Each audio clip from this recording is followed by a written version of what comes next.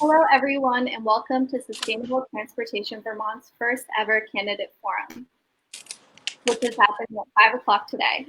We're just logging on a little bit early just so people can get logged on and comfortable with the software. So if anyone has any questions, please put them in the comment section, but otherwise we will start the forum at 5 o'clock.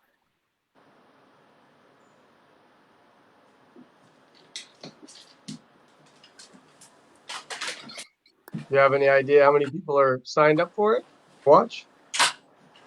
I can look right now.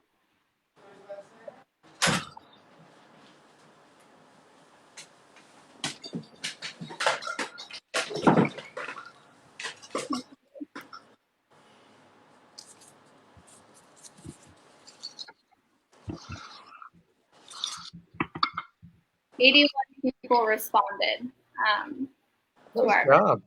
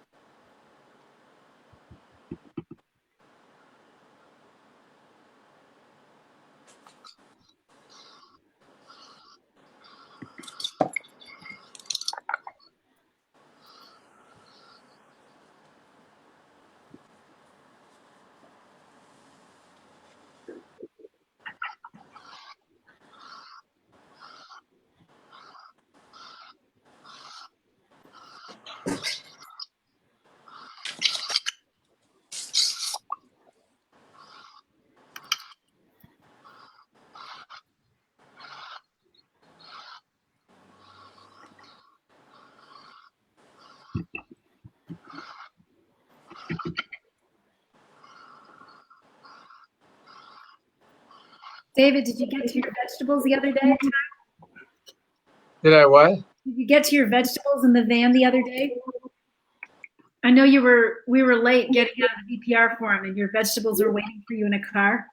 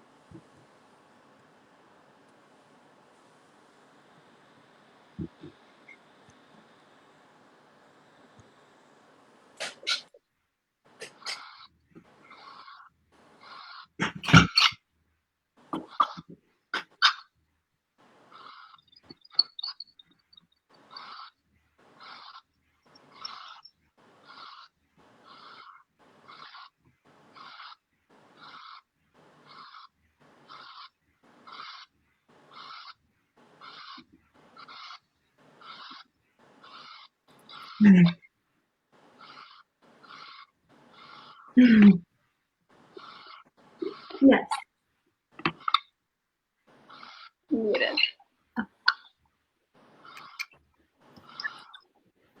Hello, everyone, and welcome to Sustainable Transportation Vermont's first ever candidate forum. I'm your host, Brianna Jassett, joined by STVT intern Paige Olympio, who will be in charge of keeping time tonight. Tonight, we have 3 candidates for Vermont Governor joining us. We will begin our forum with introductions from each candidate, a series of questions for all candidates, and then we will ask questions submitted by viewers. Each candidate will also have the option of using one rebuttal at any time during this forum. Please submit your questions for the candidates in the comment section of our Facebook Live. You can submit the questions at any time during the live stream, but please note that we will not have time to answer every question that is submitted. So now we're going to turn to our candidates' opening statements. We ask the candidates keep their opening statements to 1.5 minutes. We will go in alphabetical order by last name, starting with Rebecca. Please introduce yourself and explain why you're running for governor of Vermont. Thank you. My name is Rebecca Holcomb. I've been Vermont Secretary of Education for 4 years. And early in this race, I committed to approaching every decision through the lens of equity and sustainability. And that includes issues related to transportation. I want to thank you for showing up today because this is such an important conversation. To increase both equity and reduce our carbon footprint, we really have to think more broadly about transportation. And I would start by thinking about this. In some parts of the state, people already can't get to the doctor. They can't get to the grocery store. They can't get their medication from a pharmacy, and they can't get to childcare. So transportation is about sustainability, but it's also about access and equity. And when we think holistically about access and equity, we open up all kinds of new solutions and sources of revenue to support the change we know we need to make. That includes new models for transportation that meet the needs of people in rural areas in Vermont, where fixed route public transportation may not be of value. It involves embracing the transportation 30 seconds. as an opportunity to raise money. And it means supporting rurally appropriate models and ride sharing that provides on-demand, fully electric, flexibly routed rural solutions. Those are the kinds of issues I'm running to make a difference on in Vermont. And I look forward to this conversation today. Thank you. Next, we'll hear from Patrick Winburn. Hi, I'm Pat Winburn, and I'm from Bennington. I live in Bennington with my wife and my 2 dogs, and I'm the father of 2 and the grandfather of 1. I've been an attorney for 4 decades and a trial lawyer for the last 34 years in Vermont. I've tried over 75 jury trials in Vermont, and I'm the past president of the Vermont Trial Lawyers Association, and I'm listed in Best Lawyers in America. I think that this year is an important election because we need to get rid of Donald Trump, and we also need to get rid of Phil Scott. He's done a reasonable job with the coronavirus, but he's also vetoed and he's stopped any meaningful legislation that is of a progressive nature on transportation, on family leave, on minimum wage, and Phil Scott has to go.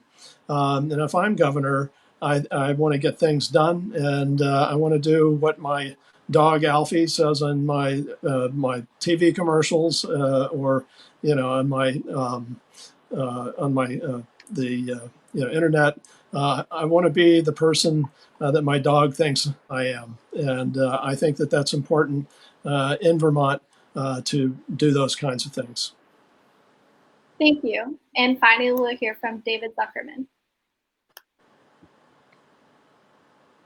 Well, thank you very much for hosting this conversation. I think it's great that we're having a discussion about transportation issues and sustainable transportation, renewable energy. I've been running for office for a number of cycles, and to have a solo conversation about these issues, this is the first time. And so I think that's a great signal towards how the conversations are shifting, how the public needs and demands are shifting on those of us who are interested in public service. I first ran in 1994 for the Vermont House as a student at UVM. I was very active in environmental issues on campus, and I had seen Bernie Sanders speak, and he really inspired me as someone to go out and fight for the issues exactly the way he stood for them. And I had been organizing on campus around environmental issues, fighting the climate crisis even back then, organizing Earth Day in 1990, but I had not thought about getting involved in the electoral system. And a friend asked me to run in 1994 after I'd been volunteering for Bernie's races, and I ran and I lost. But I was one of those young folks that said, we need to make change and we need to make it now. And over the last 20 years as a legislator, I've worked on many different environmental issues, from agriculture to transportation, including education and broadband, a whole wide range of issues related to our climate, our carbon emissions, and our consumption habits. And I look forward to the conversation we're going to have today to really discuss all the ways these things are interconnected towards addressing the climate crisis. Thank you. Thank you, David. We're now going to segue into a series of questions for all candidates. Transportation is the leading contributor to greenhouse gas emissions in the United States and in Vermont. It is also the leading cause of air pollution, one of the top causes of death globally. Car crashes are one of the leading causes of death and injury globally, nationally, and in Vermont. Finally, car dependency is also related to reduced exercise, contributing to heart disease and other health epidemics. Vermont ranks near the top of the U.S. states in terms of vehicle miles traveled. With automobiles playing a key role in several major health, safety, and environmental crises, are you committed to dramatically decreasing Vermont's dependence on personal automobiles for transportation? If yes, how? If no, why not? You will have 2 minutes to answer this question, starting with Pat. Yeah, well, I think that Americans have an unhealthy addiction to cars, and Vermont is not an exception. It's now the norm for every family to own 2 cars, and often not by choice. The average cost of owning a car is over $8,000 a year. And if all alternatives existed to help get people to work, pick up their kids, run errands on a daily basis, and do the things that everybody does, I think people would jump at it. But instead, working families are getting poorer. The clock is ticking on climate change, and politicians are doing nothing to reimagine transportation. Fossil fuels are responsible for 90% of all carbon dioxide emissions, and renewable alternatives are cheap and plentiful, yet over 80% of the world's energy comes from these fossil fuels. So in a Winburn administration, this is definitely a direction that we would be moving in. It's nice to live in the past, but Vermont has to move into the 21st century. And I think one of the ways that we do that is with sustainable transportation throughout the state of Vermont. Thank you. Next, we'll hear from David Zuckerman. Well, thank you. I appreciate the opportunity to answer this question. And yes, we absolutely have to reduce it. I've been talking about Vermont's average per capita mileage of 15,000 plus per year as a real challenge that we need to resolve in Vermont. We're a very spread out state. Our development pattern has been really to spread housing out into the woods and off the roads. And that's been a challenge for us as we're turning our lens towards more and more towards the climate crisis. I have one employee who bikes from Burlington out to my farm every morning, works on the farm all day, and bikes back. I know the commitment is out there, particularly from young people, knowing the imperative situation we have. But it's important on all of us that we expand bus services so that they run potentially more frequently, also are free. If they're actually free, then I think far more people will start to use them. And as more use them, we can increase the head time on them or decrease the head time to make them more and more convenient for folks. But we do also have to recognize that we're an older state and that there's a lot of older folks for whom getting to the bus stop or biking from Burlington to Heinsberg is too far.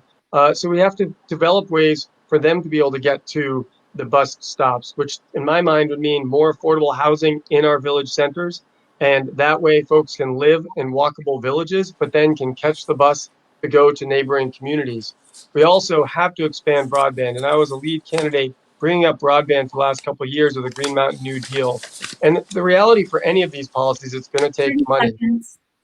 And so I'd like to see us pass a progressive marginal tax rate to sequester some of the Trump tax cuts to really apply to carbon reduction across the board, including expanding broadband, building more affordable housing in village centers. And I'll leave it at that for the time being. Thank you. Next, we'll hear from Rebecca Holcomb. Thank you. In addition to some of the ideas that my colleagues have mentioned, this is a really important issue, and there are a number of ways that we can concretely start to make the difference we need.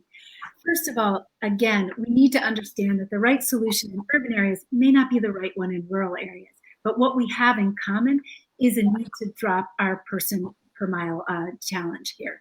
So first of all, I would support the Transportation Climate Initiative because it's a very important regional opportunity to raise revenue, to invest in equitable transitions to green transportation solutions, and including investments in public transportation.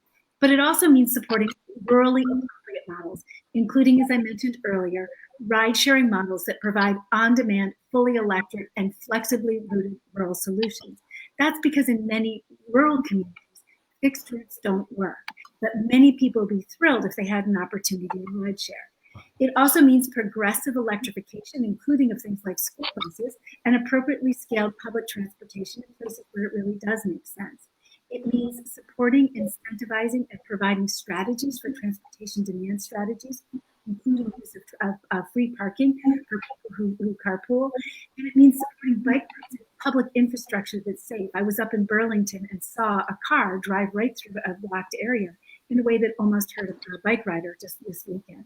We need to make sure if we're encouraging people to use sustainable transportation, that they can do so safely, whether they're walking or biking. And 30 seconds.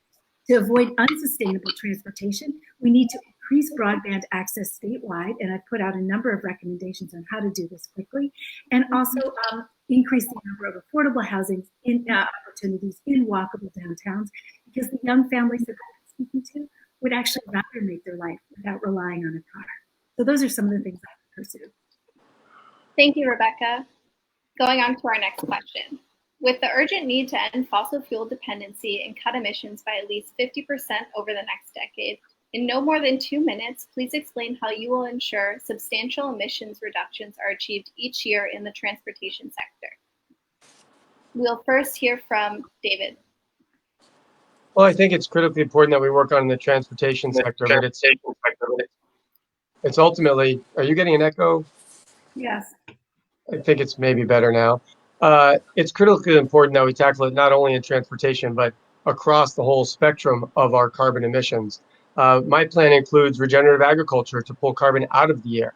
But we really do need to expand fundamentally broadband throughout the state so that folks can drive far less. We've all been learning how much work we can do from home, but it is also important to interact with our coworkers and exchange ideas face to face. I think we all thrive on that. We've already seen that first productivity was solid working from home, and now it's been shifting as people aren't seeing each other on a regular basis. So shifting to some work at home with better broadband would greatly reduce our automobile mileage. We also, as I said, have to build affordable housing in our village centers so that people can live and work in their villages and not have to drive 40 and 50 miles to get to work. And we really have to work to expand the bus systems and or rideshare systems, as one of my colleagues just talked about, in order to make there better alternatives for folks not to have to be in their own car. Remember, folks can sit in a bus and read, or they can interact with others. Same with car shares. It's actually not only a better environmental way to go, but it's actually a better lifestyle way to go as well in carpooling, car sharing, and in using public transportation. 30 As far as seconds. guaranteeing it, I think one thing that's really important to recognize, and it's true with the TCI as well, which I've supported for years, is that we need to make sure we don't do it in a regressive way. If we apply TCI but don't give rebates to working class people, we will really be saddling struggling Vermonters with yet another bill, and we need to make sure we do it in a progressive way so that they are not left behind as we solve our environmental challenges. Thank you. Next, we'll hear from Rebecca. Thank you. And, the other, in addition to all that's just been mentioned, the other bill I would just mention that just came through the legislature is the Global Warming Solutions Act. And what this bill does is require us to count, basically keep track of our emissions and hold ourselves accountable for making progress. And that's been tough to do. There were several years under the Scott administration when this data wasn't made available. And we also know that we're one of the few states that really hasn't made progress. But this bill in other states has challenged the governor to really think broadly across all aspects and functions of state government through the lens of sustainability. How do we manage our operations, not just to spend more, but to spend differently in ways that consistently bring down our carbon emissions? And I would support this bill. I've been a strong advocate of it from the beginning. And I think it would force us to think differently and also to think regionally about how we make the difference for Vermont. I also support the Transportation Climate Initiative. It's an opportunity to be at the table. We can't wait until gas costs $12 a gallon for people who really are currently dependent on fossil fuel driven cars. We need to begin to work for their economic welfare and for the climate to begin to make that change now. And working regionally through the Transportation Climate Initiative is a way to be at the table when we make those decisions and also do it in a way that does raise revenue so that we can target that revenue, particularly at working class Vermonters and Vermonters in rural communities, to help make sure that they're part of this transition in a way that helps them be successful successful and thrive as well. Those are some of the prime tools, the key tools. But at the state level, the other thing we can do is support 30 seconds through grants to support the kind of regional initiatives around ride sharing and electrification of transportation that we know we need to make. Part of it is if we can use the seed money as it becomes available, it does end up creating the market that helps us make the transition we need to do. We can't do it all at once, but we also can't wait to get started because it's progressive implementation that will get the job done. Thank you. We'll now hear from Patrick Winburn. Well, I also believe that the TCI is important to get passed soon, and it's not something that Governor Scott has been supportive of. He's an impediment to any sort of change that we need in order to have a reasonable transportation policy in Vermont. I mean, while many in my party have been hesitant to say it, I support taxing carbon emissions and using that money to invest in renewable energy. If we accept the fact that climate change is real, which everybody knows that it is real, all of the experts, the real experts, have established that without any, reasonable doubt, then we need to take many meaningful steps to address it. And this doesn't need to be a regressive tax. Mary Sullivan, a representative in Vermont, and others have supported the legislation that provides different forms of rebates for lower income Vermonters. Governor Scott says he's committed to Vermont being carbon neutral by 2050, but he's really done virtually nothing to make that happen. And if I'm elected governor, I'll make it a statute. I'll put it into law, and I'll work to exceed that goal to be carbon neutral by 2030. And but we need to work together. It's not going to happen by itself, but we need to just quit talking about it and do something. Thank you, Pat. Moving on to our next question. Transportation is an equity issue. Vermont's car dependency is forcing Vermont households to spend thousands of dollars per year on transportation. Purchasing, insuring, and maintaining an automobile is a cost burden for many Vermonters, and for others, it is simply out of reach. The next 3 questions are on transportation equity, and we ask you all to keep your responses to be no more than 1 minute for each question. The first question. What will you do to ensure Vermonters who cannot afford a car are still able to access the things that they need? We'll begin with Rebecca. Thank you. And I think we've mentioned some of these issues already. One is we're going to raise revenue through the Transportation Climate Initiative to make sure that we can make investments in things like rural ride sharing or public transportation in places where it's appropriate, so that people can use these public investments in ways that help them get to the doctor, to the grocery store, in some of our food deserts, to childcare where they need to, because this is what we need to do to make sure people are safe and can equitably access services in ways that keep them healthy. The other thing I'll do is I'll keep healthcare reform, because we know that if we think holistically, one of the values of the all-payer model, which Governor Phil Scott has failed to move, is that it generates revenue for preventive services. And that includes rideshare and transportation to get people to the doctor. Those are some of the ways that we can raise new revenue to help make the changes that we need within our current budget as well. Thank you. Next, we'll hear from Pat Winburn. Well, one of the goals of the Winburn administration is for there to be much more mass transit because people just aren't able to get around, and when they do, they're spewing out carbon emissions throughout the state. I think that we need to work on more rideshare programs, but we also need to do rail transportation and bike paths and other things, that would help to reduce the flow of carbon emissions. People in Vermont, a lot of people, like in my area, we are a rural area. We need to get around, and we need to get to places that have the good jobs that will support the policies that the Democrats support. Thank you. And finally, David Zuckerman. Well, thank you. I think one of the things that's really important to make sure we do as candidates, and you hold us accountable for, is making sure that all the promises we make are actually achievable. one of the realities around TCI, and I've spoken about this in debates 2 years ago and 4 years ago, when my Republican opponents were attacking me on TCI for being regressive, I said we have to make sure that the revenues from TCI, first and foremost, have to keep rural, struggling Vermonters, many of them are essential workers as we're defining them today, whole.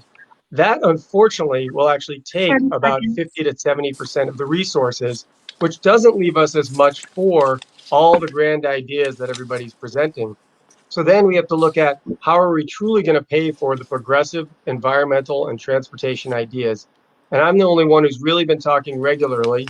Mr. Winburn has also spoken quite a bit about this, which is a marginal tax rate on the wealthiest. If we're not talking about raising the revenue we need to do these things, then we're not really being honest about how we're going to get them done. And we can make savings in various parts of government, but not to the level of the dollars of the ideas that are being put out there.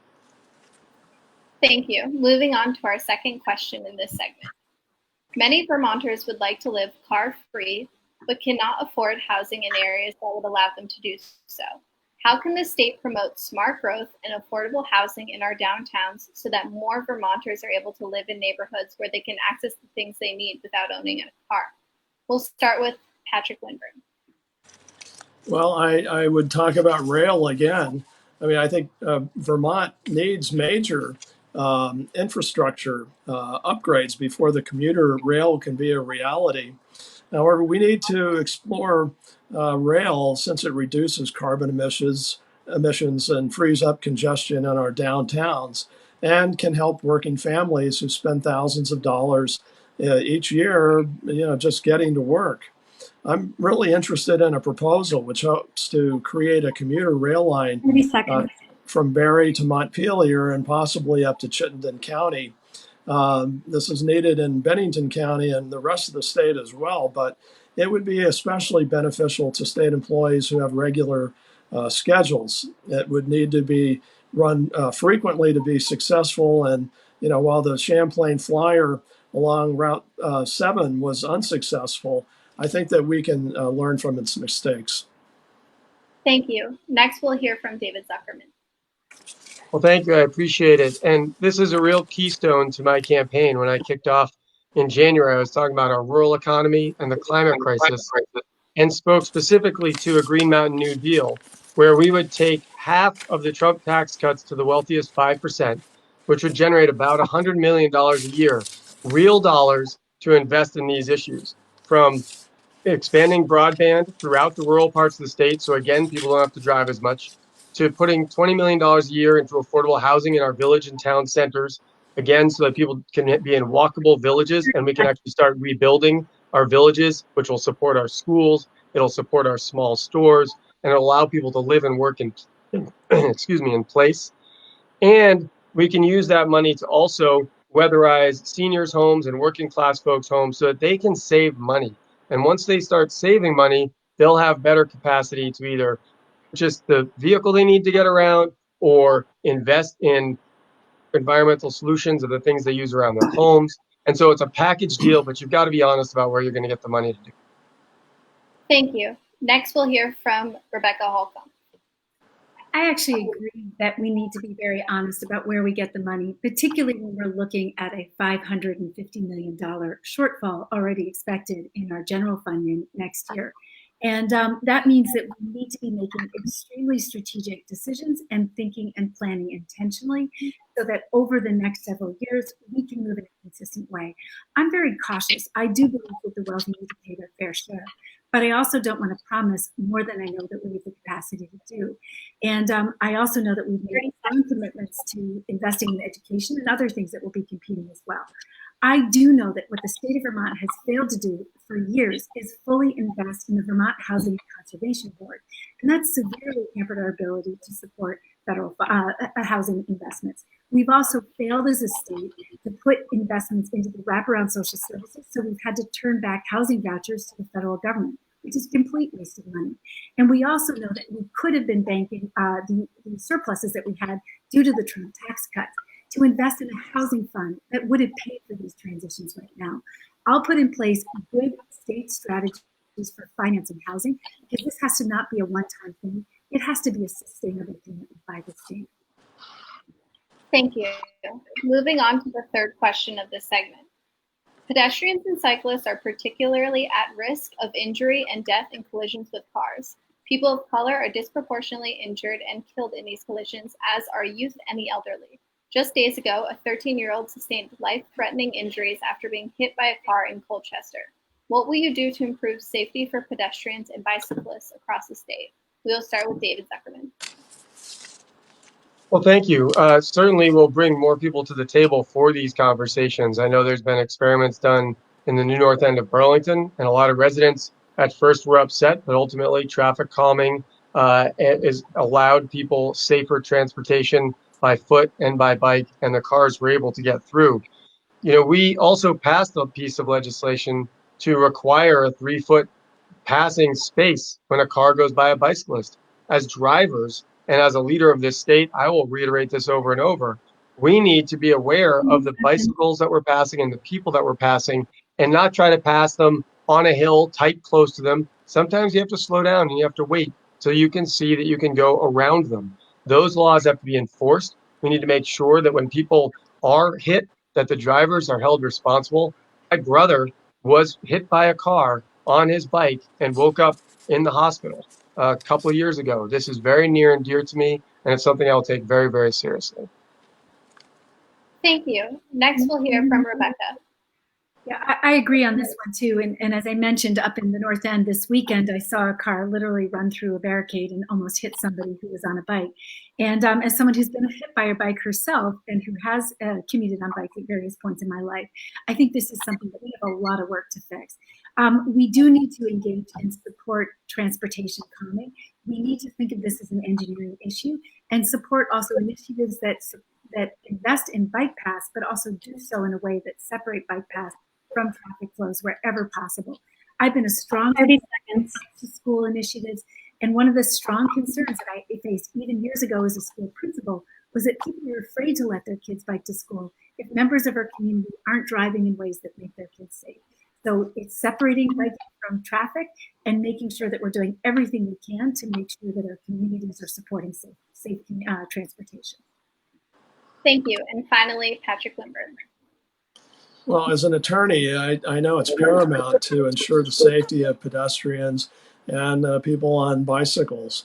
I favor, closing off the downtowns to be pedestrian friendly and to basically only allow pedestrians in the downtown. Church Street in Burlington is a good example. But through the court systems, I've enforced the traffic laws of the state of Vermont. I've served as an assistant superior court judge on a temporary basis, but I've seen the importance of enforcing our laws and the importance of securing the safety of people on bicycles and also the pedestrians in our state. Thank you. We will now move to 3 questions that are about shifting state investments away from single occupancy gasoline-powered vehicle infrastructure and towards sustainable transportation infrastructure. Vermont's Agency of Transportation's fiscal year 2020 budget was $15 million. Well over 80% of that went into supporting our existing car-dependent transportation infrastructure, with just 5.5% going to public transit and 2.1% going to pedestrian facilities. As governor, would you work to create a more balanced transportation budget that supports all modes of transportation? You have 2 minutes each, starting with Rebecca Holcomb. Thank you. And as I mentioned in my opening statement, we need to think holistically about transportation, and that will open us up to new opportunities for investments. Here's the challenge with many federal funds, and I spent years administering for the federal funds as the Agency of Education Secretary. Often they come with specific strings attached. And also, as we've seen in the state, a broken bridge is a terrible thing. It can cause real harm both to our communities, to our access to basic life services, and we can't afford to mess around with that. So I absolutely support thinking about new ways to create revenue and targeting revenue in ways that support sustainability. I would support grant initiatives, and we could slowly repurpose some. Some of our current revenues support grant initiatives, move us out of fossil fuel-driven cars and into ride sharing, for example, where appropriate. But we also need to think broadly. And I mentioned earlier, thinking about payment reform in healthcare as a real opportunity here. If we make the change that's already in statute and Governor Phil Scott has failed to make, we would be free revenue for our hospital system and our primary care providers to invest in services that help people access preventative care. This is just one example where when we think about access and equity, we can find other ways in our state budget to use resources in ways that help get people where they need to be without investing in fossil fuel driven cars.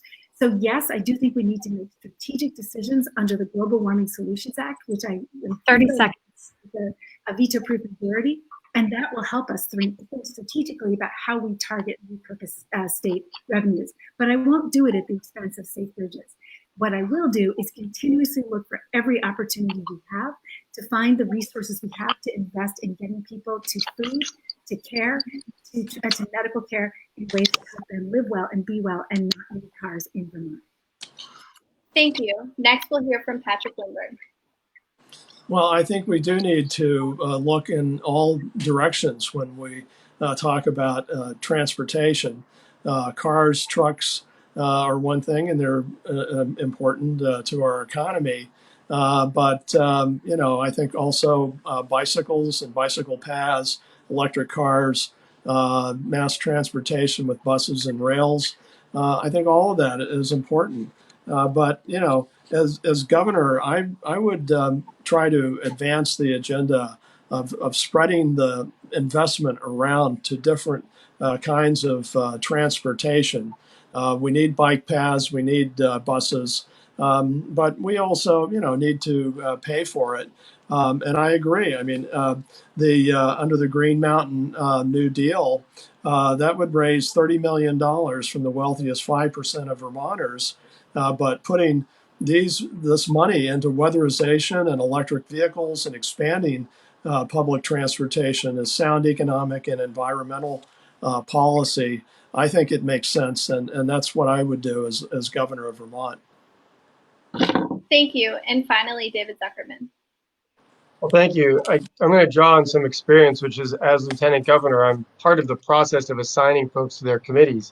And Andy Perchlik, who's endorsed me and is a senator from Washington County, we put him on transportation because of his incredible knowledge in these arenas. And already he has made significant changes, shifting millions of dollars into the direction of sustainable transportation initiatives. And he will hopefully get reelected and continue to do that work. Also, as governor, I think it's really important, as we will have, fingers crossed, a new Senate majority where we'll actually have Senator Leahy in an incredible leadership position on on appropriations. And we'll have a new president in Biden. And one of the things that's critical is to have a good relationship with the president, with the leadership, and to work with them to change some of those policies that restrict the federal dollars so that we can move into a much more sustainable transportation model of more resources for pedestrians and bicyclists and mass transportation. So we do need to keep our roads safe. We have much more expensive roads because of winter, but we also need to work with our delegation, get those resources more flexible. And I've got the experience and the relationships to do just that. Thank you, David. For our next question, I'm going to read a question that you all answered in our survey. At Sustainable Transportation Vermont, we believe in shifting subsidies away from the personal automobile and towards sustainable forms of transportation. A common subsidy for the personal vehicle is free parking. Do you believe Vermont employers and housing developers, including the state of Vermont, should provide free parking for employees and tenants? All of you answered yes. Please explain in a minute or less, starting with Patrick Winburn. Well, you have to have parking if you're going to be driving a car, but you can also not have to have parking if you have better mass transit. And there ought to be appropriate areas, that are designated for parking bikes. Burlington and other communities have explored electric bike rentals, which can be activated with a smartphone app. And these bicycles charge quickly, they're inexpensive, and they can be left at stations scattered throughout the communities. But much like micro transit, electric bikes can help commuters,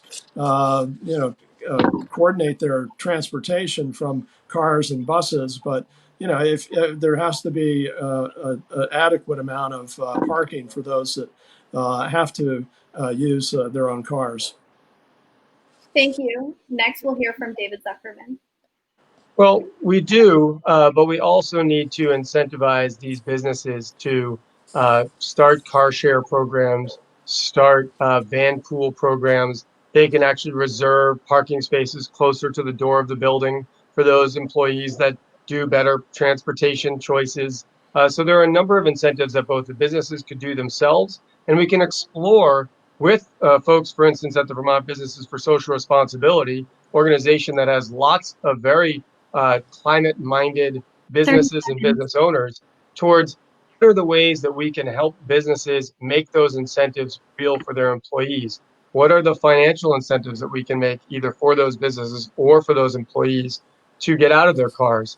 What incentives can we do to help expand public transportation alternatives as well as car sharing and carpooling?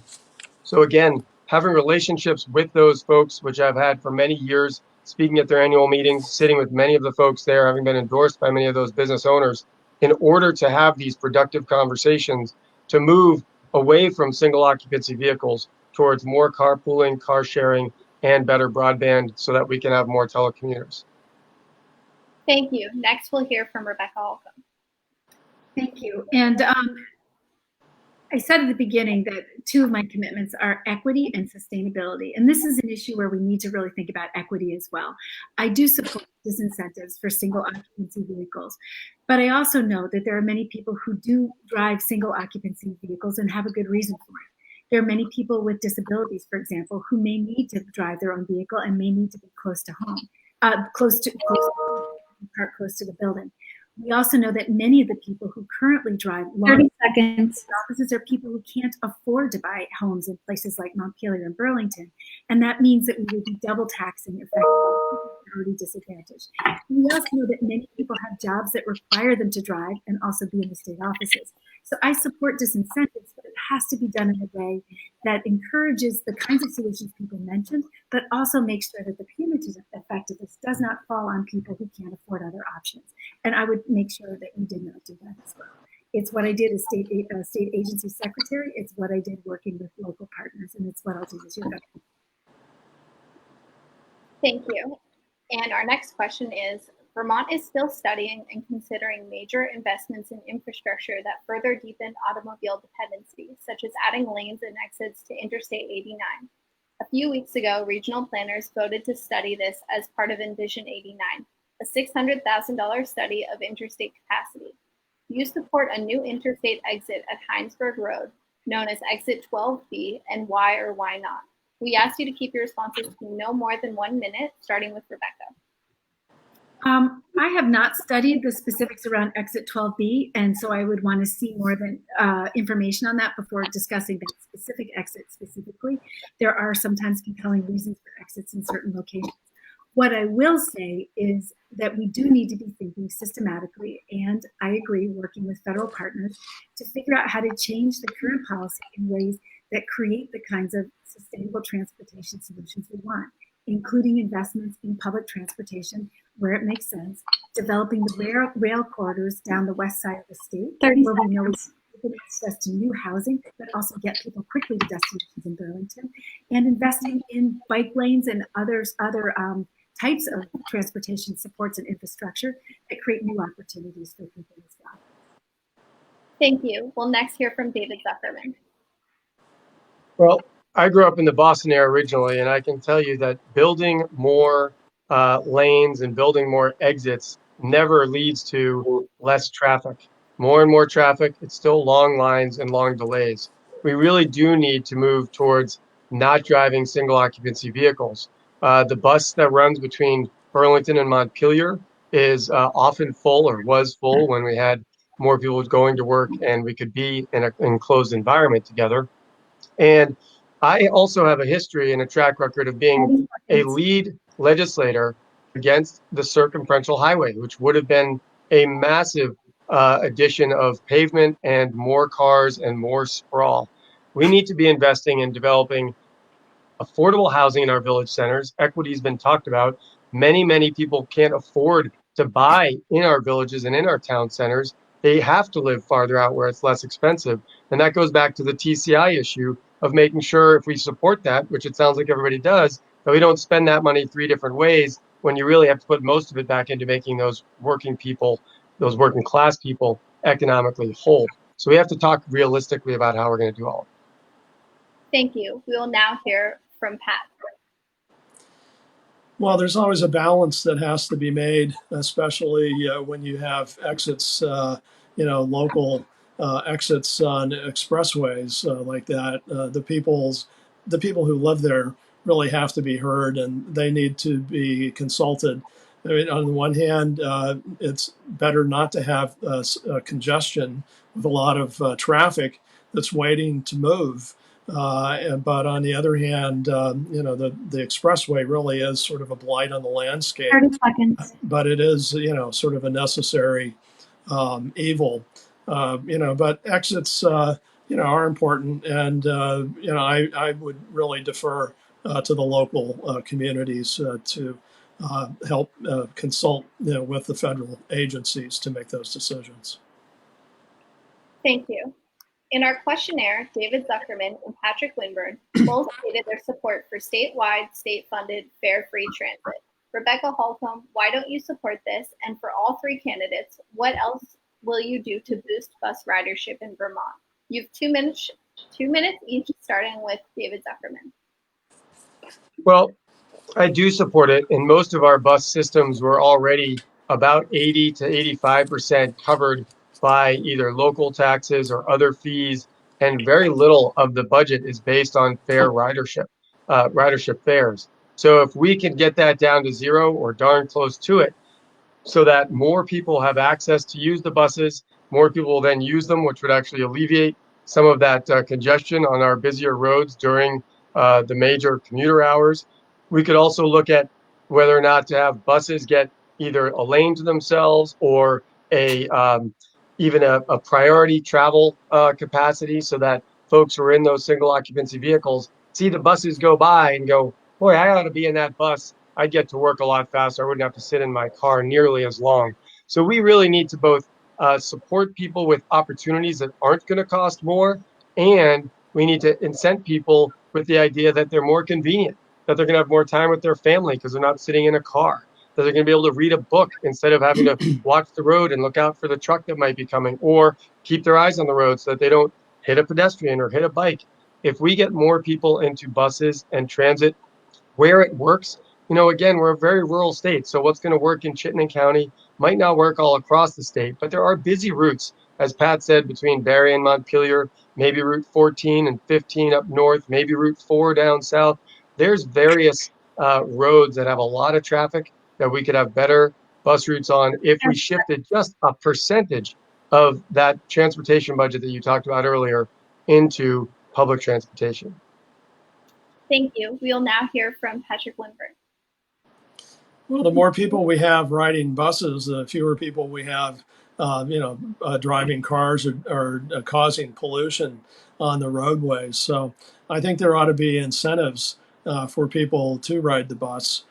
Bus passes can be, a way to incentivize people riding the bus.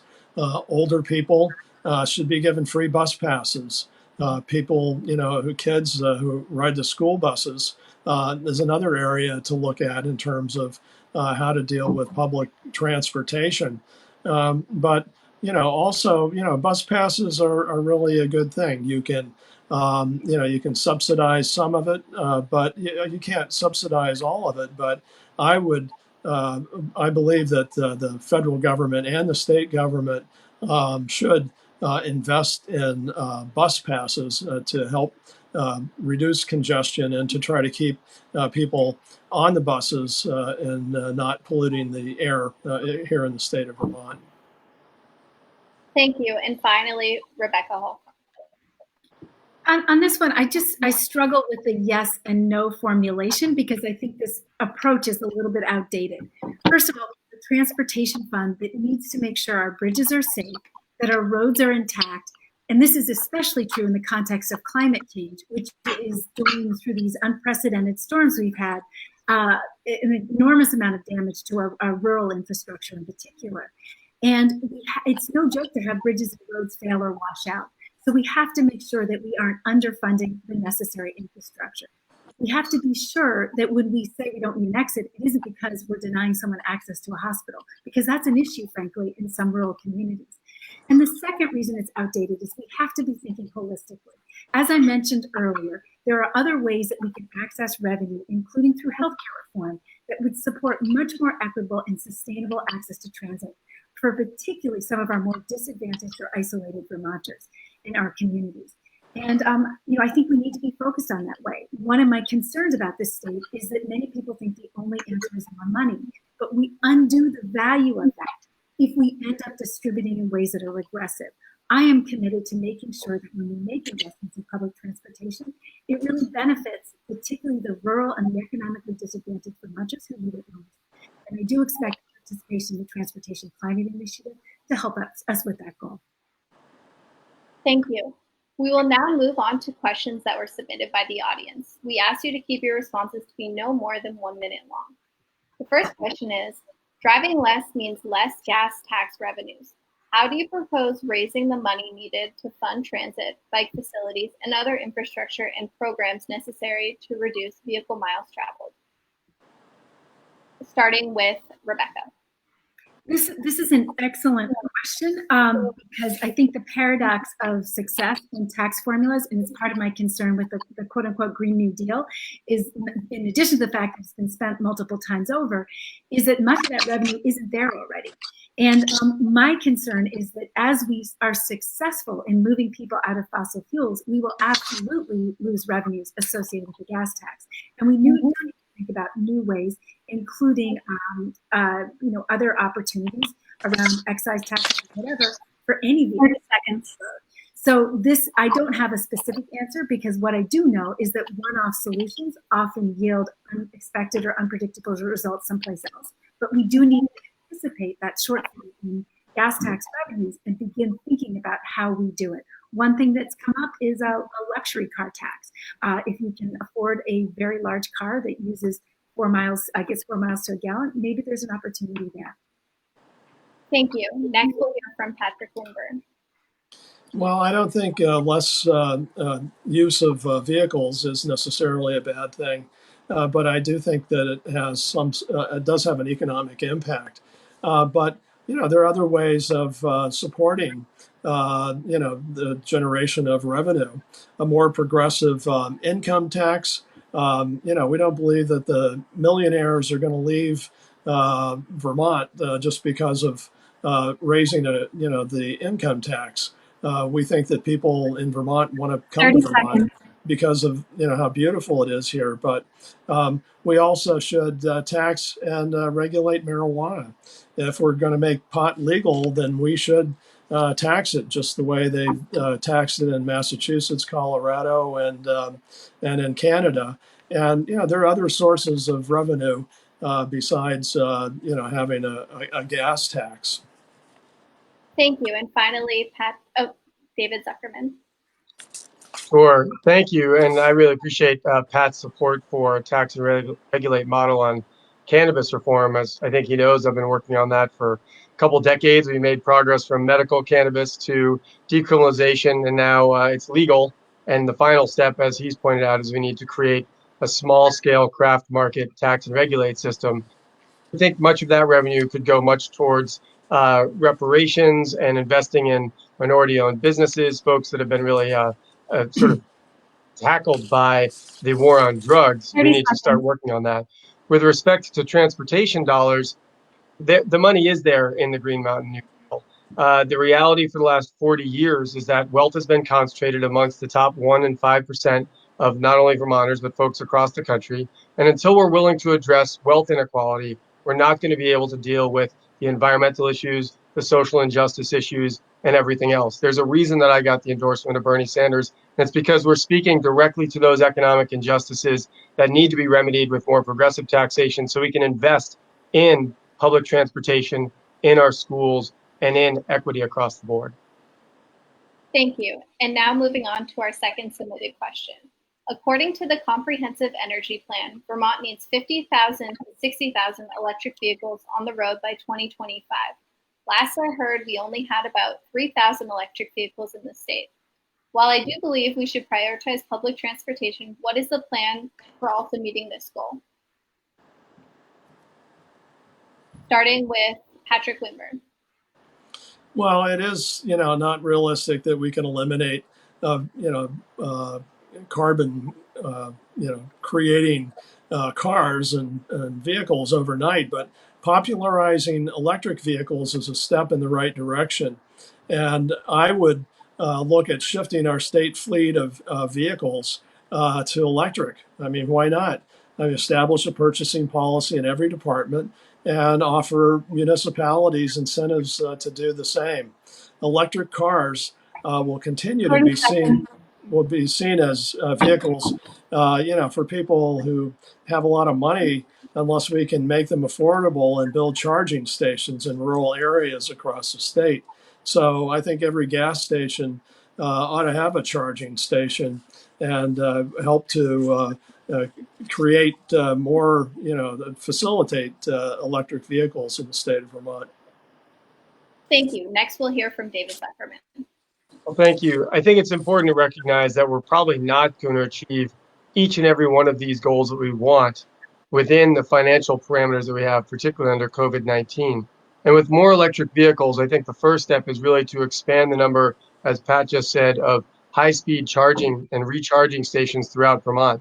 Not only for Vermonters to then feel more comfortable and not have fear whether they're going to run out of juice, as it were, but also to attract folks to visit here from other states and maybe even move here who have those vehicles, because they recognize that we're going to be a forward-thinking state that's going to make sure those are available. Again, we also have to look at, as we spend our dollars on the climate crisis, each and every decision has to be made. What is the place where we get the most carbon reduction for that investment? Is it electric vehicles right now? I'm not sure. It may be weatherization, it may be broadband, it may be public transportation, or it may be more vehicles. All in all, passing the Global Warming Solutions Act, signing that into law, will hold us accountable across the board for reducing our carbon output, which unfortunately has been going up under the current governor. Thank you. And finally, Rebecca Holcomb. Thank you. I just think it's worth just clarifying that raising an income tax won't necessarily address wealth inequality. And I think what we've seen is the catastrophic concentration of wealth, which frankly is much more significant than income inequality. And we've seen pretty good evidence here that efforts to tax income have been mitigated by people who are able to move assets around. I've supported very strong redistribution of education funds because I know the state is not doing the right thing for many kids who are economically disadvantaged or living in some of our more rural 30 seconds. With respect to supporting electrification of vehicles, I think that this is a priority that we can address incrementally. We need to do significant investments in infrastructure for charging. There are also some fantastic new opportunities. I was speaking with a developer, a green energy solutions developer up in the Burlington area, who is coming up with an app that would enable homeowners to begin to be part of that charging infrastructure as well. So I think this is a place that we can work consistently to put in place the infrastructure that supports EVs. We can also use some of the revenues that are developed in an incremental way as we weigh them against all of our investments to figure out which one makes the greatest difference and begin subsidizing purchases of EVs, particularly for people who are less wealthy and need that kind of financial support so that they can benefit and in the long run, not only help reduce our emissions, but also save on their bills as well. Thank you. We will now turn to our candidates for closing statements. Thank you so much for everyone who submitted questions, and I apologize we couldn't get to all of them. We'll give each candidate 2 minutes each. We'll go in reverse alphabetical order, beginning with David Zuckerman. Next, we'll hear from Patrick Winburn, and lastly, Rebecca Holcomb. Well, thank you. I appreciate the opportunity to have these discussions, and I think it's great that we're talking about the climate crisis, transportation and fossil fuels as a primary issue. It's literally climate crisis and economic inequality and injustice are the two reasons I originally got into this race. And if my 14-year-old daughter needs a future and a planet to live on. As an organic farmer, I fully recognize the impacts of our climate crisis already, We had record temperatures in May and June that devastated some of the crops on my farm, and it's been super dry and hurt many farms and folks around the state. We have to recognize that if we don't tackle the climate crisis, all hands on deck, we are really not doing our duty as elected officials. I'm really honored to have the endorsement of Chris Pearson, who's the co-chair of the Climate Solutions Caucus. He knows my work. We served together in the House. We've served together in the Senate. He knows my work with respect to fighting the climate crisis, looking towards our future, and coming up with smart solutions that also help working class Vermonters. We cannot continue to have this divide where working people are left behind as we tackle the climate crisis and put more costs on their backs. We have to be honest about it. We have to tackle economic injustice and inequality, both through a progressive income tax and making our education funding formula more progressive. It happened, but it didn't happen during a prior administration and a prior secretary. These are the things we need to be doing, is having leaders who are ready to lead when they're in a position to do so. And that's what I've been doing for many, many years and will continue to do as governor. Thank you. And moving on to Patrick Winburn. Well, I'd like to thank you for hosting this event. I'm not sure if you can see me now, but we have broadband problems down here in Bennington. But I think that we are on the verge of changing transportation forever in the world, really, and in Vermont in particular. We have the Transportation Climate Initiative, which is important to get passed. We need park and ride infrastructure. We need rideshare programs. We also, to support the people that are going to be in those vehicles and riding, we need to have smart growth housing and incentives for electric vehicles and for charging stations. And, one thing that hasn't been brought up is that, some communities in Vermont are looking at creating, essentially a publicly run Uber system called microtransit. And if you can scrap a second car, just think of the money that people would be able to save. And, microtransit's perfect for seniors who have to have visits to their doctors and they're completely dependent on bus schedules that don't line up with their appointments. And, there are a lot of issues that face Vermonters. And I think that we need to have a positive approach. I think that the coronavirus is going to come to an end at some point, and we have to have vision and foresight in the upcoming several years, and certainly in the governor's office.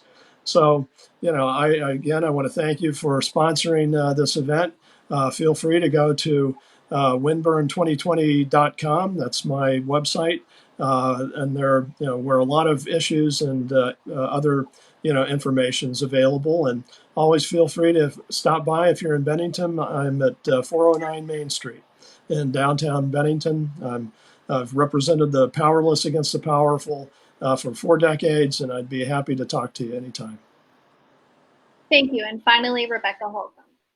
Thank you. I also have a son, and after we had heard in our family about the governor's decision to act on any one of the 51 climate recommendations he got, my son said to me as we complained, "I hate to tell you, Mom and Dad, but you're going to die and we're going to be stuck living with this. So either shut up or put up."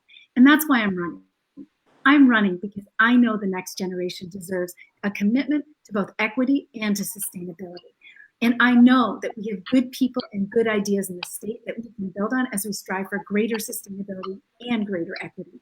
We have not had, however, a governor who's willing to lead on something. We haven't had a governor who understands that our challenge isn't just about spending less or taxing more.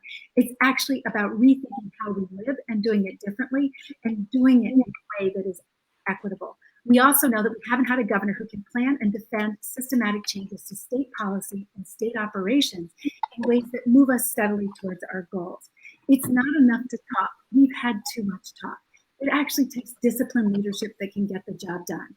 That's why I'm really proud to be endorsed by Tim Brigham, who led the Global Warming Solutions Act through the House. It's why I'm proud to be endorsed by Mary Sullivan, who is a lion of the House in terms of defending priorities around climate.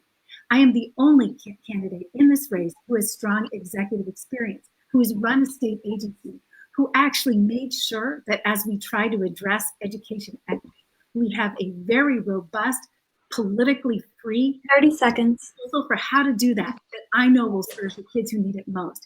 Because half thought out solutions just don't work. It's why the Global Warming Solutions Act bill, though the intent was good, never left the wall in the legislature.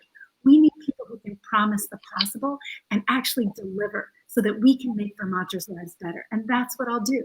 I'm the only candidate who has experience building a public budget to reframe and reflect state priorities.